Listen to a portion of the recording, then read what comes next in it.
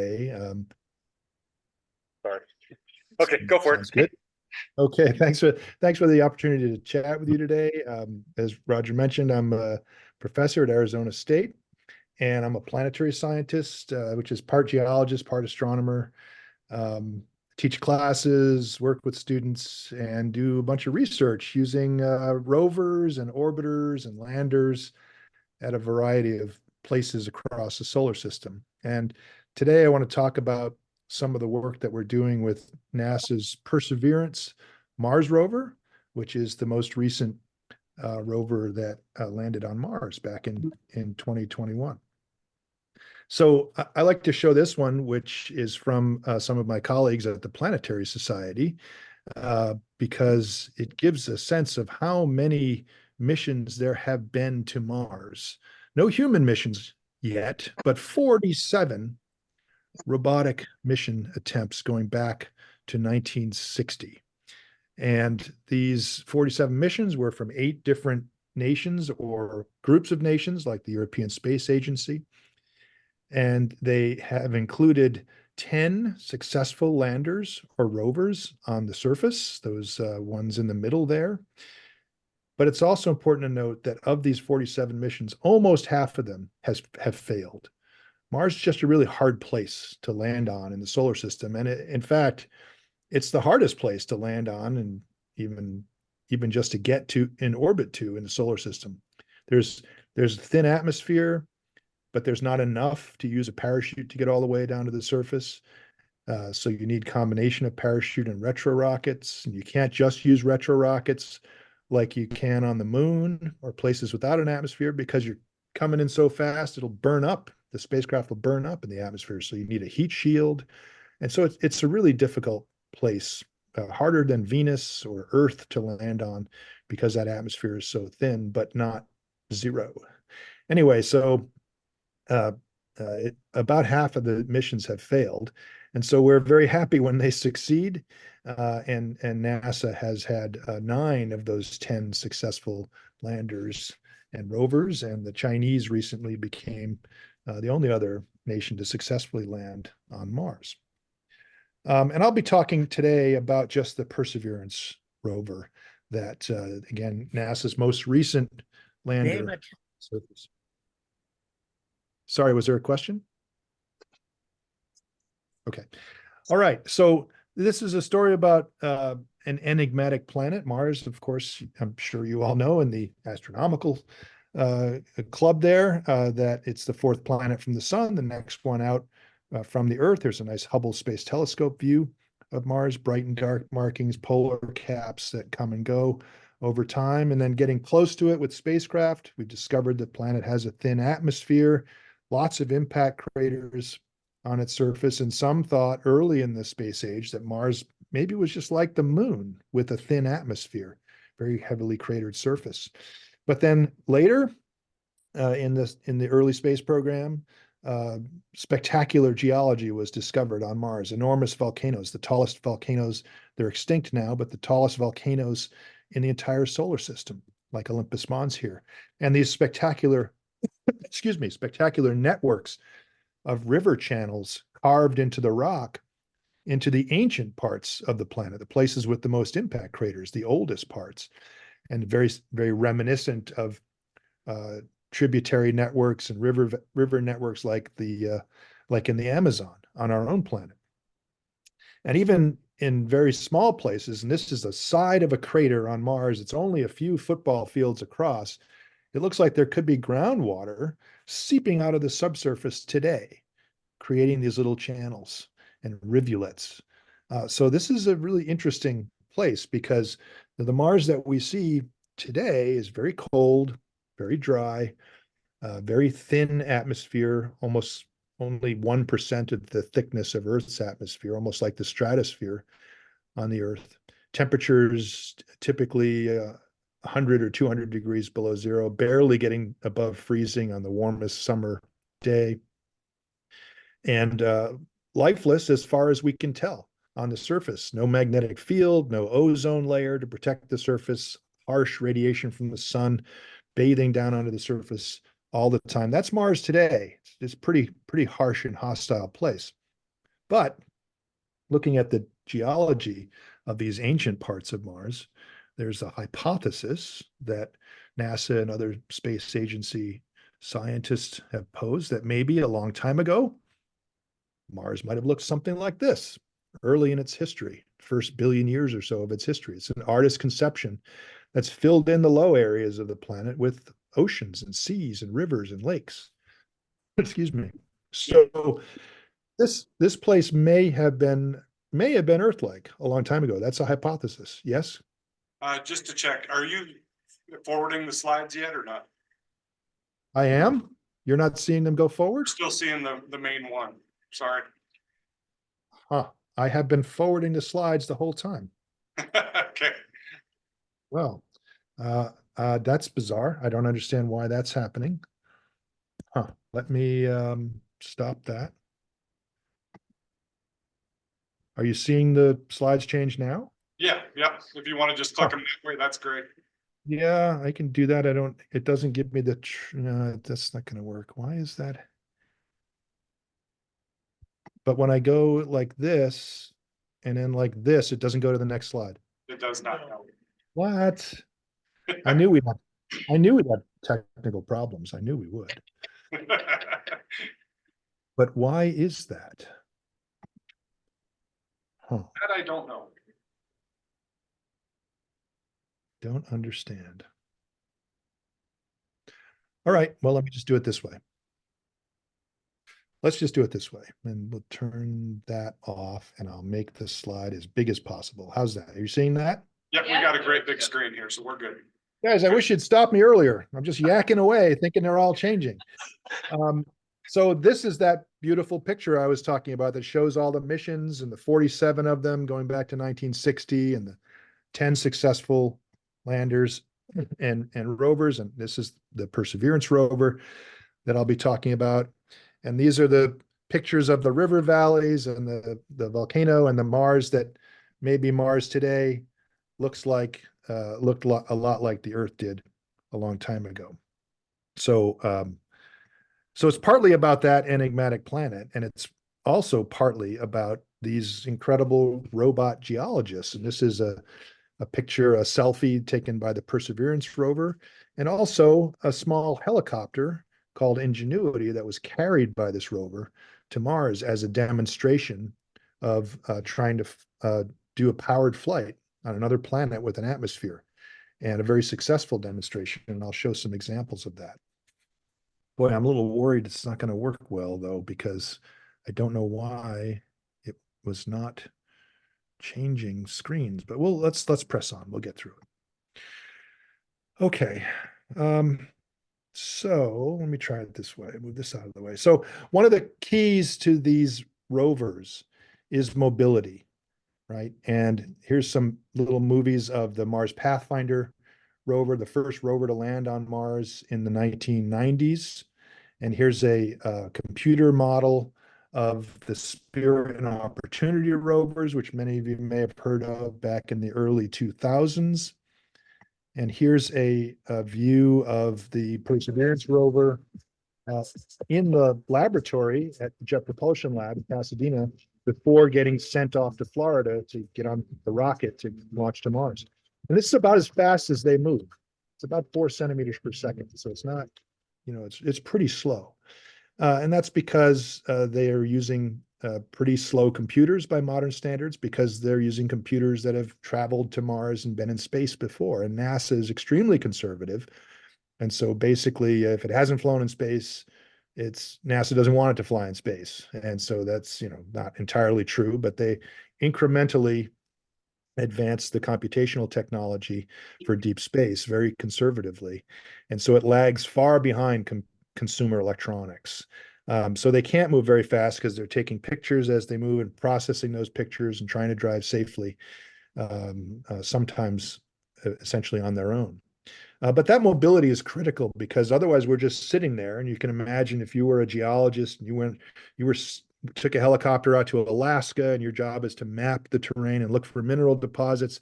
You're not just going to get dropped off and stand there. You're going to move around. You're going to use mobility, climb the tall places, go into the canyons, etc.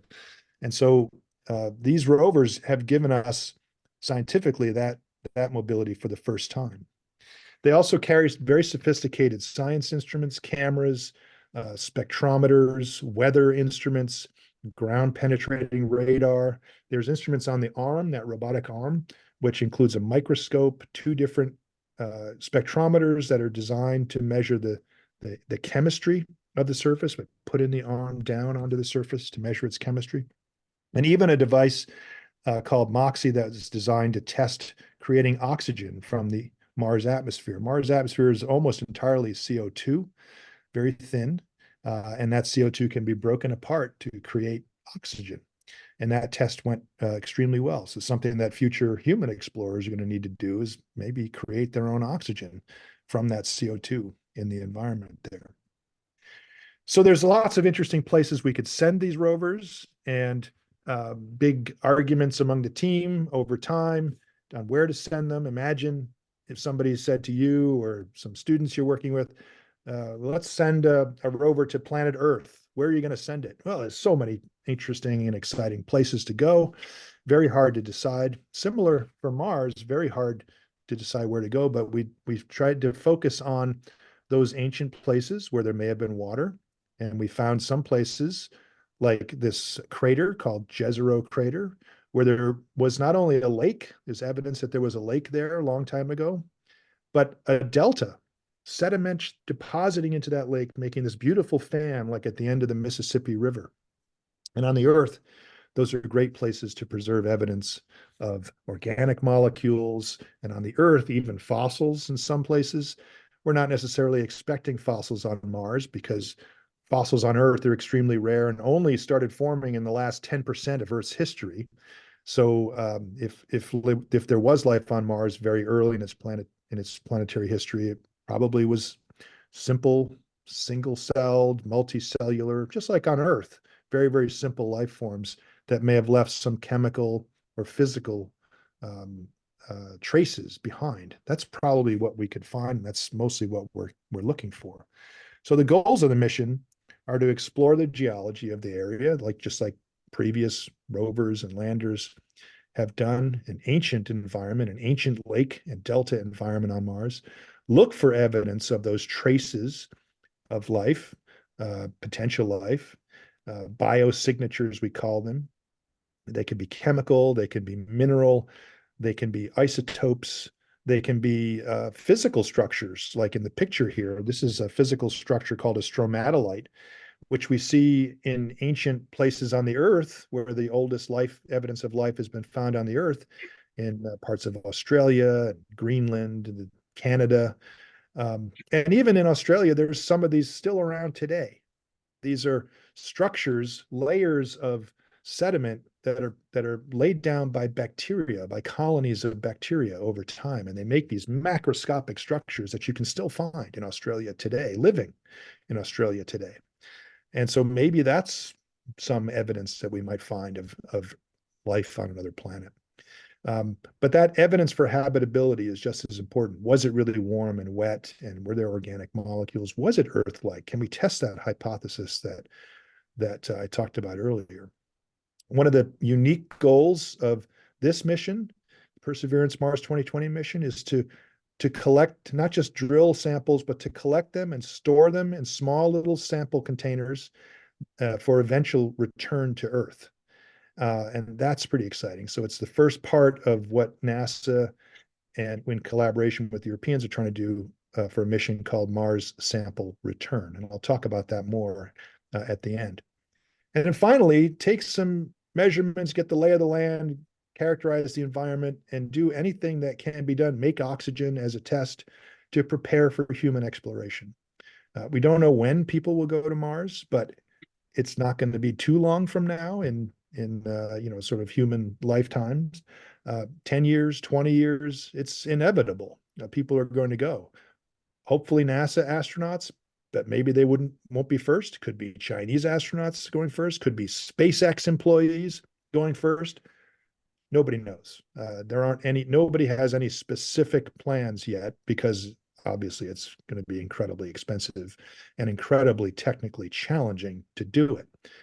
But we're using the robotics to learn what we can to help enable that future human exploration. Okay, the timeline for this mission. Landing site was selected in 2018. The rover was designed and built starting in 2013 all the way through 2020. And you all probably remember what was going on in the world in 2020 and 2021 when we were launching the rover. That was during the global pandemic. It was incredibly difficult for the team to be working together. They couldn't do this work from home. You can't build hardware from home that's going into space, right? So people had to come in, use all the proper precautions, try not to get sick themselves or get other people sick, try not to contaminate the stuff going to another planet. And it was really incredibly heroic work done by our colleagues at NASA, the Kennedy Space Center, and other companies around the country, around the world, to get these things built while a global pandemic was going, and all of us were living the remote lives that we had to live during that time.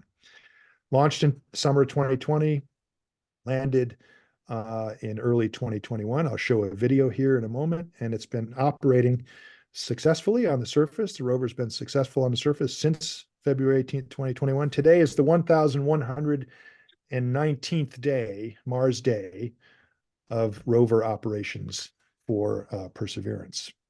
And that's where we are. We're in that crater. We landed in the white oval here, right next to that delta that I talked about earlier. And just for reference, here's the other 9 landing sites on Mars that have been successful.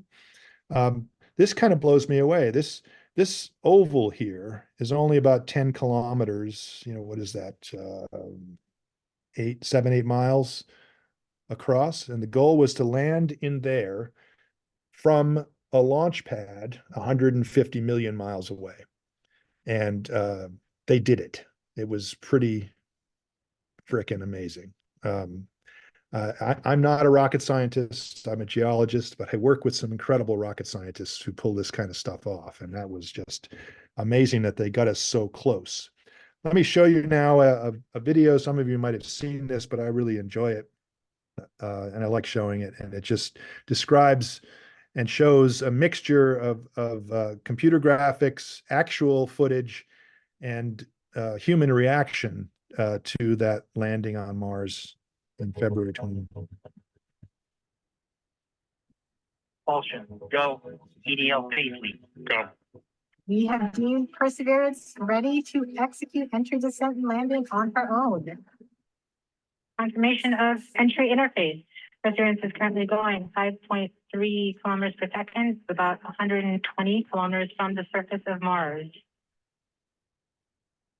It will start controlling its path to the landing target.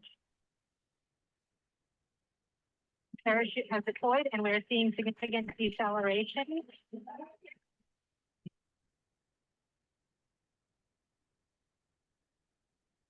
The heat shield has been separated. Perseverance now has radar lock on the ground. The back shell has separated.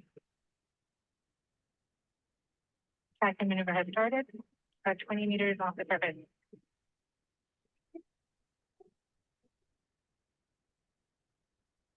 Tango Delta, nominal. Touchdown confirmed. Perseverance Safely on the surface of Mars. Ready to begin seeking the bearings of pathway.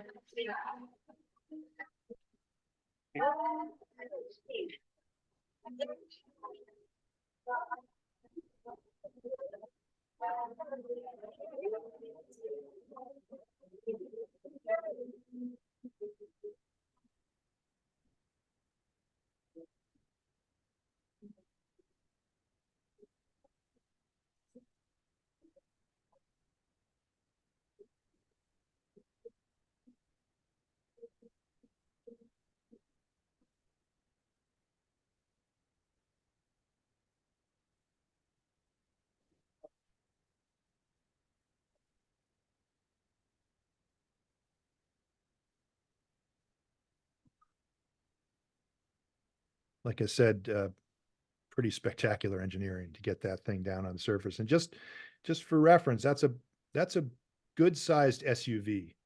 That's like getting an SUV to another planet and landing it with the Sikorsky Sky Crane basically that's the analogy to put it into more familiar terms. And they did it, and they did it twice actually, because the same landing system was used for the Curiosity rover back in 2012, which is also still operating successfully on Mars. And Perseverance is essentially made from 90% spare parts from Curiosity, but with a different mission to collect those samples for eventual return to Earth. So just again, get to work with some spectacular NASA engineers on these kinds of things. So I mentioned we got down right where we wanted to go inside that circular region. We got pretty close to the center of it. We wanted to get to this delta here, which I've been showing some pictures of as a nice false color mineral map of the delta. But again, it's that fan of sediments, like at the end of the Mississippi River, going gently into a shallow lake that used to be there. And we wanted to get onto this and start collecting some of those sedimentary rocks for eventually bringing them back to the Earth. So we landed right about here. Can you see my cursor? You guys see my cursor? Yes. I landed right about here. And so we should have just zipped right across, but unfortunately all of this area here was filled with some pretty deep sand dunes. And it's not a dune buggy, it's the slow 6-wheeled rover. And we knew we'd get trapped in the sand here, so we actually had to drive around, which took quite a while. But then since then, we've been driving up onto this delta, and each of those little red circles here is a place where we've drilled into it, the rocks, and collected samples. And the rover's over here today. I'll show you there it is, right here today. We're almost up into that channel where the sediments came down into the lake and deposited the delta. And we're going to be driving up that channel over the coming months to years and out into some of the more distant parts of the crater wall. So we've got a whole bunch of samples collected. I'll show some examples of the landscape here. Let's see. Here's the landing site. And this is where, as those retro rockets are coming down, it scoured the surface here. You can see the scour marks.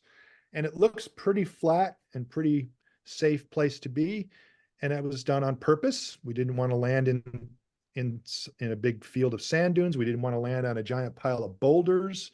So a kind of a parking lot is a safe place to land. And because we had the mobility, we knew then that we could drive across to see some of the other places that we wanted to go. And especially to be able to drive onto that delta. So we could see, here I can scroll this manually, we could see the front of that delta from the surface.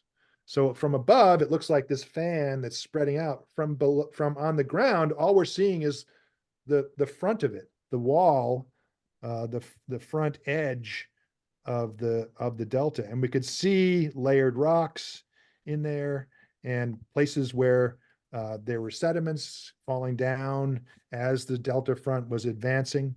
And this was pretty exciting because you see layered sedimentary rocks.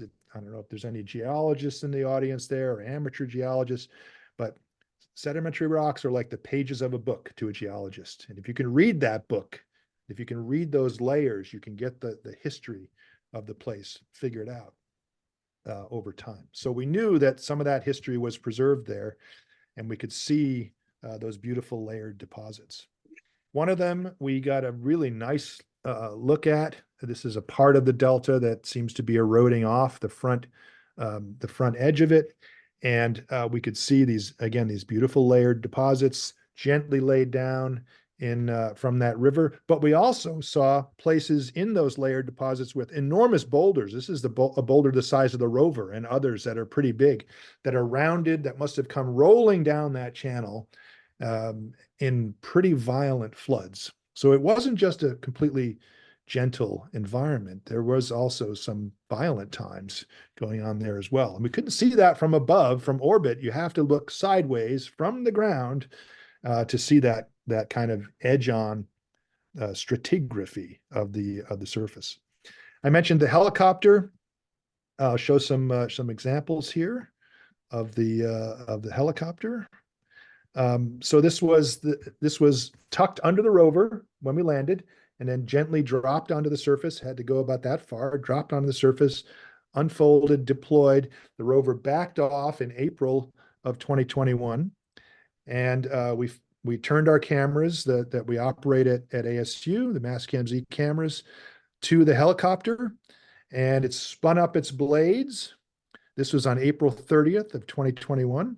Spun them up to about 2,500 RPM and lifted off in the first flight of a powered vehicle on another planet. And this was very historic aviation first. You can see it does a little spin of its body there. It's only about the size of one of those Kleenex boxes, and it's extremely lightweight. At 2,500 RPM, it takes, you can't lift much, even at that speed, lift much in that thin atmosphere. It's fighting the wind a little bit there. You can see it fighting the breeze. There's a stiff breeze, but it's thin atmosphere, but it still moves the helicopter around. And then it popped down to the surface. Very simple first test flight, but also incredibly historic. Here's the slow motion replay of the landing. Boom, onto the surface. Kind of a Wright brothers moment for another planet, right? And in fact, there is a tiny piece of the Wright brothers flyer that is attached to the helicopter that's on Mars. The Smithsonian agreed to contribute a little historical, just a tiny little patch of the wing of the flyer is now on Mars to commemorate that event. The helicopter took many more flights. Here's an example of flying out of the scene. We couldn't track it with the camera mast, and then coming back, bringing a whole bunch of dust with it, coming back, kind of like a dust broom. And many of my colleagues have been using the helicopter flights as experiments in dust lifting. And the helicopter has its own camera, and here it is looking down at its own shadow in a time lapse as it's flying. And we've been able to use the helicopter as a scout. Its primary mission was 5 very simple flights. It ended up taking 72 flights over the course of its lifetime. And we would send the helicopter out to places like those sand dunes, like those big boulder fields, where we knew we could not take the rover. And because it's taking pictures for us, we get some geology information, we can scout the path ahead and say, yes, in fact, we can't go there, or, we can go there after all. And so in some cases, we would actually follow the helicopter in its path. Really, really very cool demonstration of using a scout, a drone on another planet. And so there will be likely future helicopters used for exploration of Mars. And even there's going to be a quadcopter used to explore Saturn's big moon Titan in the 2030s. That mission has been approved, called Dragonfly. And it's going to use a quadcopter and some of the same technology and software and lessons learned from Ingenuity to fly around and learn about that really interesting moon. So we started sampling as soon as we could, drilling into the surface. And instead of just a drill bit, we use a coring tube, and I have a model of one here. Hopefully you can see that. It's just a coring bit. So it sits at the end of the drill, and we drill into the surface, and instead of just creating a hole, it captures a core. And the core is in this part here, and it's about the size of a typical piece of chalk. And when I give this talk to kids, they have no idea what chalk is, by the way. But I don't know if there's any kids in the audience, but most people I see don't look like kids, so you probably know what chalk is. Anyway, it's about that size, and there's 42 of these tubes inside the rover, and our job is to fill them up and collect that many samples. Our first attempt failed, actually, because we drilled in, and then the drill is on the arm, and then the arm comes up, and as the arm came up, everything crumbled out of the drill bit. There's no little lid or anything on these things, so it just crumbled out, and it was empty. And so that was a frustrating experience. And we learned, okay, we can't drill into soft, crumbly stuff. We've got to find sort of really hard stuff. Oops. Oh my. There, okay. And so we found a hard volcanic rock nearby, drilled into it. The core stayed inside here's a picture turning the core towards the camera and looking at the end of the coring bit. And we could see, yes, indeed, there's a beautiful rock core that's stored in there. And we learned what kind of rocks we could drill into and keep from that experience, and drove all around the floor of the crater. We're not on the delta yet, all around the floor of the crater, and collected these samples. These aren't sedimentary rocks. These are volcanic rocks. It seems to be the case that after the lake was there, after the lake went away, volcanic lava flows entered and filled in part of the floor of the lake. It's been a long history. The planet has had a long history, 4.5 billion years, just like the Earth. Things come and go, volcanoes come and go, mountains are raised and erode down, etc. So maybe it's not surprising that there aren't lake sediments right on the floor of the crater. And we want to know about volcanic rocks on Mars. You can take these kinds of rocks in the pictures here into the laboratory and do radioactive age dating and really get accurate estimates of when those volcanoes went off and when they went off relative to how old the delta is. So that was also, it was not wasted time. We wanted to get to the delta, of course, get to those sediments, but we also wanted to learn something about Mars as a planet in general. So we did a whole bunch of sampling on the crater floor. It's a dusty place. Here's a little movie, a time-lapse movie of some dust devils spinning across the surface. You may have heard about the famous Mars dust storms.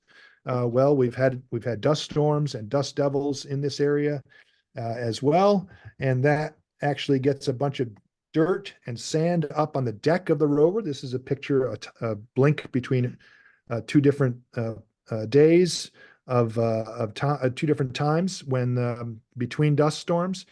And that deck is 3 feet high above the surface. And there's sand and dust getting dumped up there in these dust storms. So it's a very dynamic place. Even though that atmosphere is thin, it does move stuff around. And so, we had to be mindful of that when operating the system. So then we made our way, eventually got around those harmful sand dunes and started heading towards the delta. And that's when we started collecting some of these beautiful sedimentary rocks. I mean, these are just incredible beautiful layers in the rock. Again, the pages of a book that are telling us about the history of this place. Many of them are in these crossbed patterns that you often see in deltas on the Earth. You also see in sand dune fields on the Earth. So there were times when sand was piling up and the wind was moving it across, and we can see that in cross section. And we can see the mudstones and sandstones that are typical of deltas on the Earth. We can see the very similar kinds of materials and deposits on Mars. So geology isn't just exclusive to the Earth. It's a process that happens all across the solar system and probably on planets and other solar systems as well. So it's very exciting to be able to collect some of those sedimentary sandstones, sedimentary mudstones. These are lithified from those sediments coming down from the river, down the crater wall into the river, in the river, and then deposited in the shallow lake. And then more come in and more come in and more come in over time, lithifying the layers below into sandstones and mudstones. So this is the kind of stuff that we wanted to collect, that we went there to get, because on Earth, in these kinds of places, these kinds of rocks preserve evidence of what was going on biologically on the Earth. We don't know if anything ever went on biologically on Mars. We have no idea. However, we now know from this mission and previous missions that the conditions really were Earth-like. There was liquid water flowing across the surface, right? There were heat sources, those volcanoes, impact craters, just like on the Earth. And there are organic molecules. They're raining down on us on the Earth from asteroids and comets all the time over the history of our planet. Same for Mars. And there's minor evidence of organic molecules that we can detect with the rover in these samples themselves. Nothing incredibly complex like DNA or anything like that, but chains of carbon and hydrogen that are sort of the prototypes of amino acids. And those are found in meteorites as well, by the way. So we know that there were organic molecules there. And in very low abundance. And part of the reason why we have to bring these rocks back is because we don't have the capability, as smart as these rovers are, as good as these instruments are, we can't detect the part per billion level of organic molecules that might be the evidence of ancient life there. So driving around, collecting more samples, we also got some of that famous Mars dust and sand. There's a special drill bit that has some holes in its side, and you spin it and the sand goes inside, and then that gets sealed up. That allows us to collect some of that famous Mars dust as well. We dropped some of those sample tubes. They get put into the rover, into a tray in the rover. They'll show a picture of in a bit. But we dropped some of them on the surface back at the end of last year, just as a to hedge our bets, just in case something bad happened to the rover when we drove up onto the delta, and we weren't able to get those samples out to transfer to the sample return mission. Just in case, we put 10 down onto the surface, and they're sitting there in a kind of a parking lot. Here's where they are. We know exactly where they are. There's these kind of tubes sitting on the surface, 10 of them. And so some future mission could go get them there to bring them back to the Earth if the rover doesn't survive our preferred plan, which I'll show a movie about here in a minute. So continue driving around up on the delta, continue to see just spectacular landscapes. I would love to go on a hike here. I'd love to take all of you on a hike here, bring my rock hammer, collect some samples, have a graduate student take them back to the lab and all that. We're not there. We can't do that, right? The closest we can come is using robotics, sending avatars of ourselves with mobility and chemical capabilities and eyes that image, that kind of thing. But the sites that we're experiencing through the eyes of these rover, this is an ancient bend in a river, depositing sediments along the oxbow bend of the river. I mean, just absolutely incredible to be driving around virtually and experiencing this environment.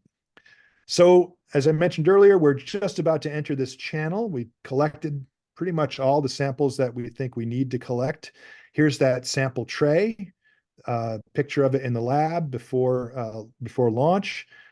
So there's 42 samples in that tubes in that tray, and we've collected 24 samples so far. I'll show a summary of them in a minute.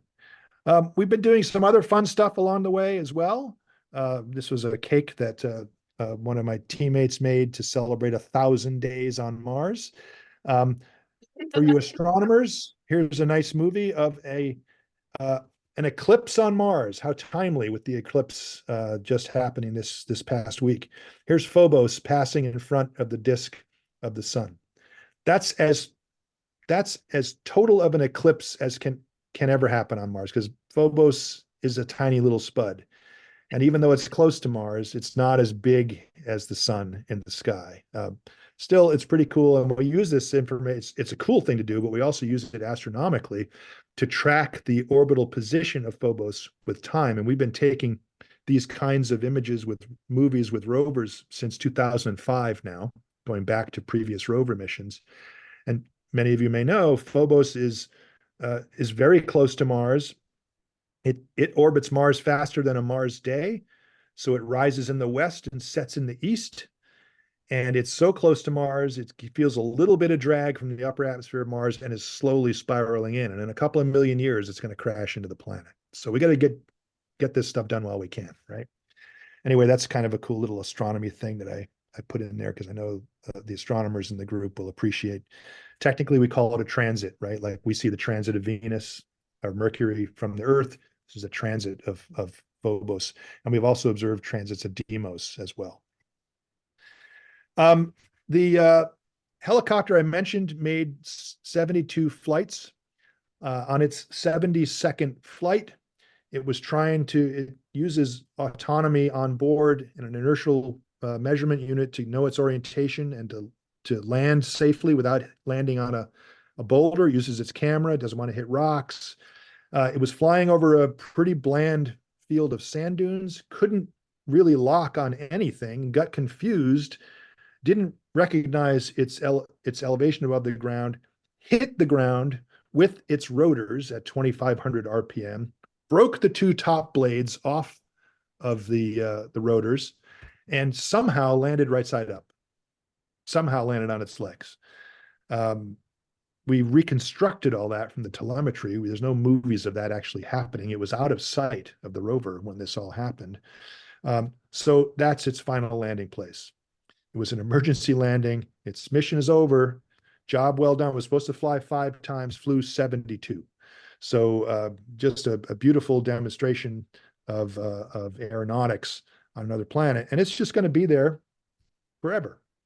You know, someday, probably there'll be a Smithsonian on Mars, and there'll be a red felt rope, you know, around this little guy here, and you'll be able to go, you or your grandkids will be able to go visit some, you know, very historic aircraft on another planet. We continue to drive as across the delta. It's getting very bouldery. Here's that channel that I showed in the orbital picture. Here's that channel from the ground. So that's where the river was flowing down to create the delta. It's very rough. It's very rugged. It's very bouldery. We're getting to the edge of the delta and where the wall of the crater starts, the margin of the crater. We've been able to sample very recently, just in the past month or so, some of that material where we see salty minerals. It's as if the lake was slowly evaporating, leaving salts behind, you know, like Great Salt Lake on the Earth, or other kinds of evaporite deposits on the Earth. There are carbonate salts and sulfate salts in here in these samples. Put them in the rover. Let's bring them back and learn about those processes as well. And then some of the most recent vistas taken looking up that channel that we're about to start to turn and drive into, looking across it here. This picture just came down yesterday. Really just some spectacular landscapes and amazing geology.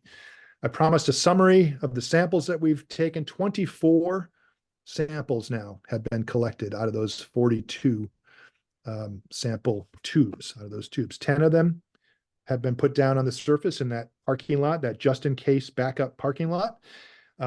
14 more samples on board. There's a couple of atmospheric samples that we've collected. There's a few tubes that are being used for what's called witness sampling.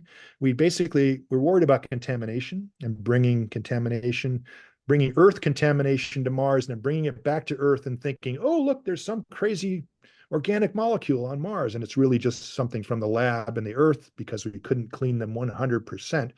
So a few of these, we put them into the drill, we bring them to the surface, we pretend we're going to drill, but we don't. Stop, put them back and seal them, and we're going to bring them back empty on purpose. They'll have Mars air in them, so they'll be atmosphere samples, but we'll bring them back empty on purpose just to test whether there's any contamination in that process that doesn't involve Mars, but it probably involves the Earth. So just, you know, scientific method, always have a control experiment. We're doing that too. Here's a nice family portrait of these samples. And you can go to this website, mars.nasa.gov/mars-rock-samples, to learn all about what they are, where they come from, and and which ones are still sitting inside the rover. So the goal is to bring these samples back to Earth, right? And that is part of a follow-on mission called Mars Sample Return. And we don't know exactly when this is going to happen. There was a plan. I'll show you what was the plan. The plan was to launch a NASA lander in 2028 that will get to Mars in 2030. And that lander's carrying a rocket. The lander's carrying a rocket. And the samples get transferred from the rover, from that tray in the rover, using the rover's arm, into a canister that gets put into the rocket. The rocket gets launched from Mars. It meets up with an orbiter that the Europeans are building as part of this effort that is launched in 2027, which captures the sample container and brings it back to Earth by 2033. This was pitched by NASA to Congress and the administration early last year.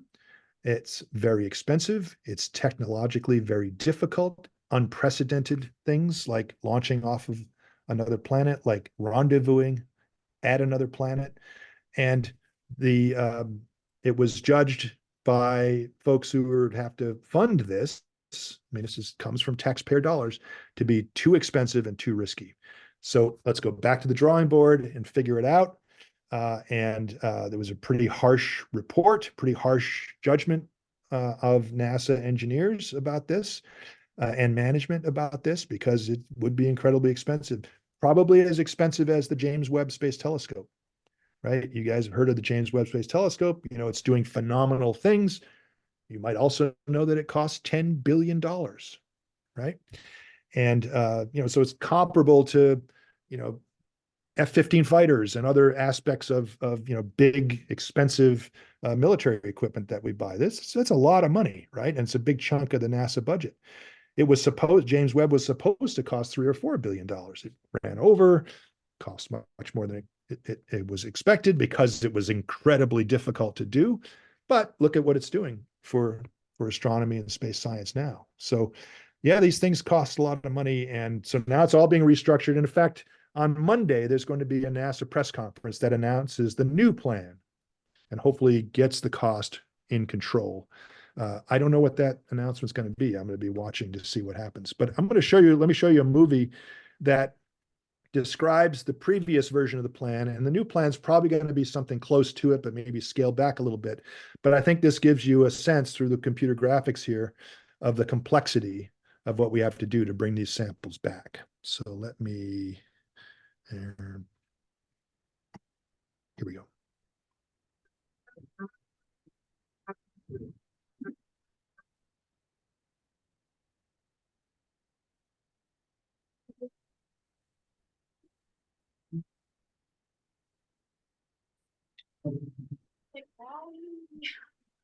So here's that lander I mentioned coming in. Lands in a safe place. We drive the rover over to it. Take those samples out of the tray and transfer them one at a time, transfer them into this sample return container on the lander. That thing gets sealed, gets transferred to the rocket.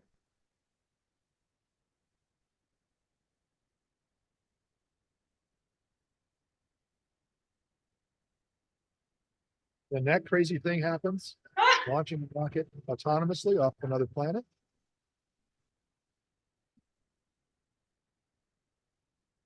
Gets into Mars orbit, because the rocket would have to be too big to come all the way to the Earth. Can't escape Mars's gravity. But this orbiter from our European colleagues is waiting, rendezvous with it, transfers it to a sample return capsule that can then be thrusted back to Earth, releases the capsule, just like happened with the asteroid samples from OSIRIS-REx last year. It's got a heat shield and a parachute, and it parachutes into the desert of Utah. What could possibly go wrong? Right? Incredibly complicated thing to do. But we have to bring those samples back to really get the science and discoveries out of them that we want to get. Again, the instruments on the rover are great, but they are not as good as instruments that fill laboratories and universities and government labs and aerospace companies around the country and around the world. We need those detailed laboratories. We need, you know, we can't be saying from a so-so measurement taken on Mars, wow, we've discovered life. I mean, that's extraordinary, right? That's got to be backed up by absolute certainty to make such a claim, right? And so we need a dozen laboratories to make that claim independently across Earth, measuring at a robustness and a scale that just cannot be done with robotics out in the solar system. We need all of them to come together and say, yea, verily, we see evidence or not of past life on Mars. And that's probably chemical, mineral, or physical rather than fossil. We'd love to find a fossil, but again, nobody expects that life was apparently not around long enough on Mars. It took up until only 500 million years ago or so for fossils to appear on our own planet. So we're not necessarily looking for fossils, although it would be great. Don't get me wrong. Nobody's really expecting it. But instead, it's going to be subtle chemical and mineral, isotopic, and physical evidence in those samples. Bringing them back will tell us a lot about the place and will get us prepared, I think, for sending people there. I think it's prudent to figure out what is that dust like that's going to get people are going to be breathing. It's going to get into all the seals on the spacesuits and in the wheels and the gears of everything that people send. How tough will it be to drive in that environment? What's the physical properties of the interactions of wheels and that kind of a soil? How tough is it to sample that material? What will the weather be like? These are all things that we're trying to do in advance, including with these samples, to pave the way for human exploration. So when will that happen? Sometime in the 2030s. I think we'll get those samples back. When will human exploration start? Probably sometime in the 2030s. And again, I hope it's NASA. Personally, I'm biased. I would like NASA to be leading. I would like America to continue to lead in space exploration as we have done for the history of space exploration. And but it might not be, right? It might be other countries, other companies. There's a lot of players out there now. There are 77 space agencies around the world now. It's not just us and the Russians and the Chinese anymore. 77 nations who want to be part of the modern world realize you need a space program to be part of the modern world. And so that's exciting. It means that we're being challenged. And I hope our country and elected officials rise to that challenge. So in the meantime, you can follow along, right? You can go to the NASA websites. You can go to the Jet Propulsion Laboratory websites. The raw images from the Perseverance rover and the Curiosity rover are streamed out to the public as soon as they hit the ground every day. So you can see the latest pictures. You can follow along. I know teachers and school kids and science classes around the country are following along. It's pretty exciting. And who knows what we'll discover. The real success for the mission will be bringing those samples back somehow in the future. But in the meantime, we're going to keep collecting them. We've got 10 or 15 more slots to go to fill over the coming years, probably until the 2030s. We can keep driving around and collecting more samples and getting out of that channel up into the crater rim and continuing to make discoveries. So I'll stop there. Thank you very much.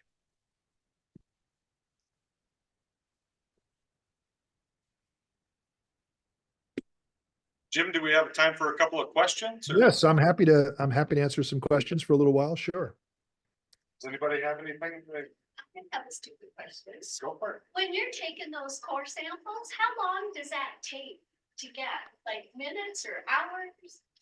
Yeah, it's hours. It's a process that takes hours because the arm has to be carefully positioned, and then the coring bit is very slowly.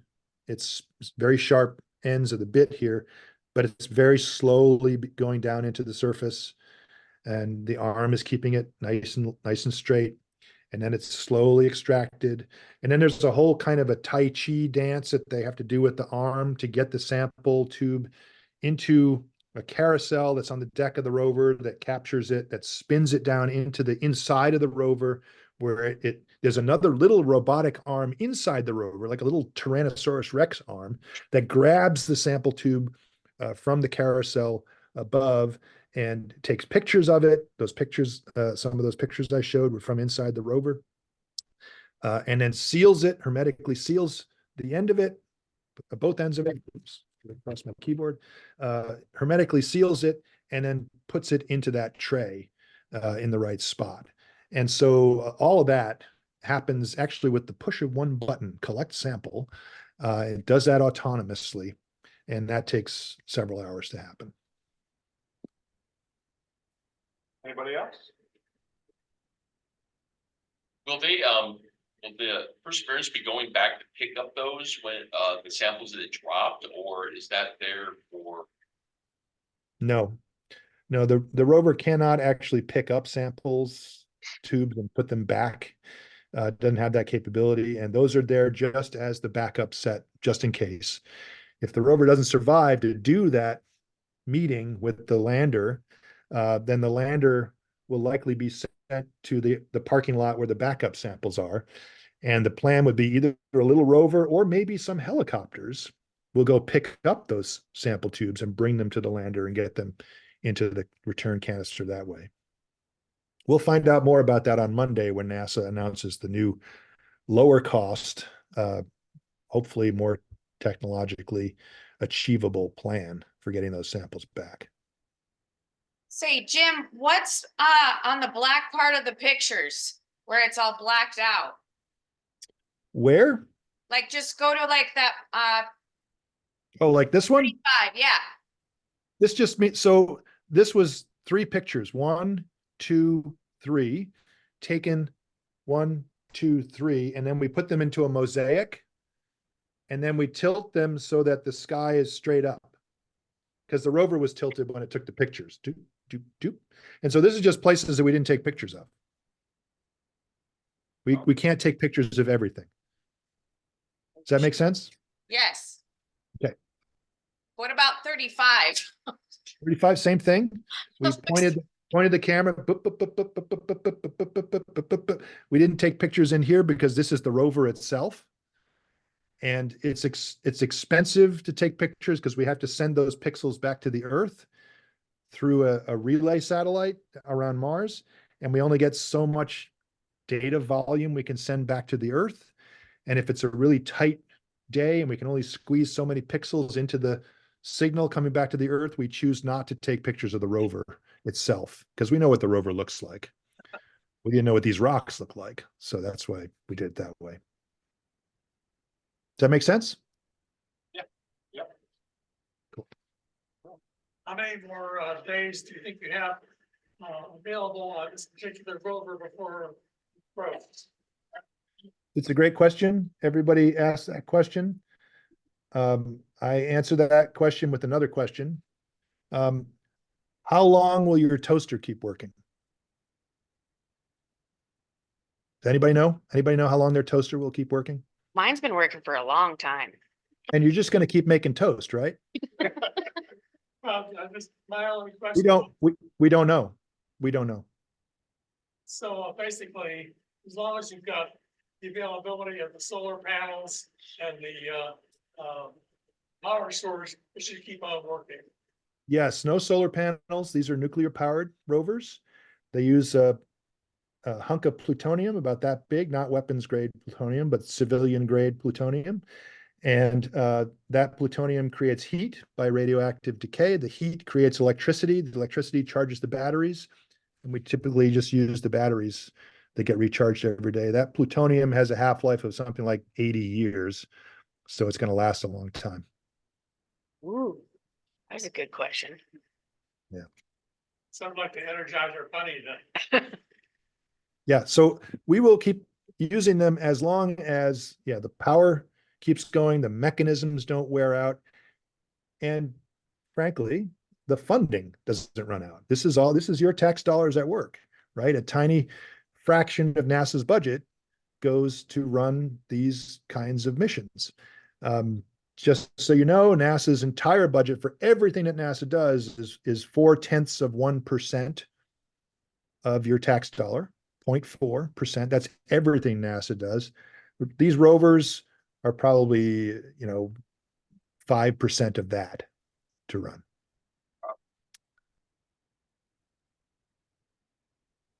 Well, and Jim, we have a couple of books that you're an author on. One's The Art of the Cosmos, and the other one is The Earth Book.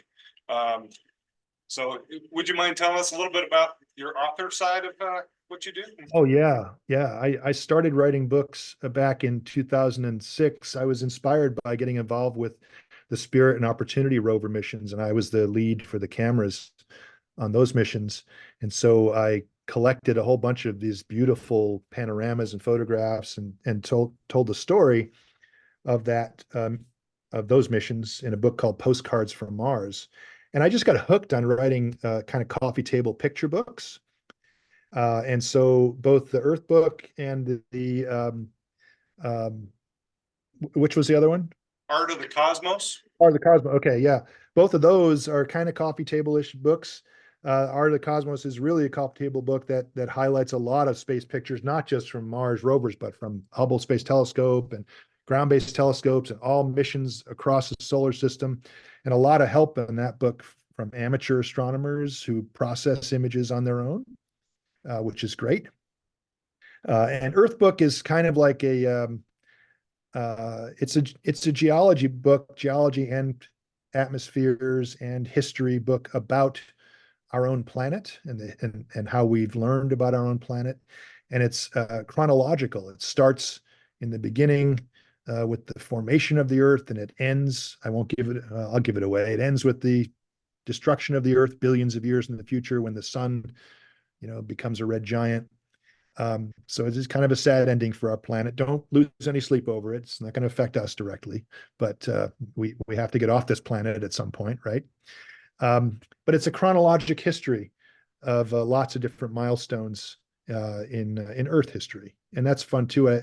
I also wrote one about space in general, same kind of a book, chronologic history, called Space Book. So I like these books that are pictures and educational, and you can learn some things. And I did write another book that's more story, more narrative about the Voyager missions, is how I got my start with the Voyager 2 mission when I was an undergraduate in college. I was working for a colleague who was on the Voyager camera team. It's kind of how I got involved in space cameras. And so I wrote a narrative book about that that's called The Interstellar Age. And it's a history about Voyager and what's been going on recently since Voyager passed Neptune, which has been most of the mission, more than 45 years now. So yeah, I love public writing. I like writing books more than I like writing scientific research papers now. So I let my students write the papers, and I write the fun books. Well, would you mind doing us a favor and pick a number between 1 and 10? Always go with the number 7, right?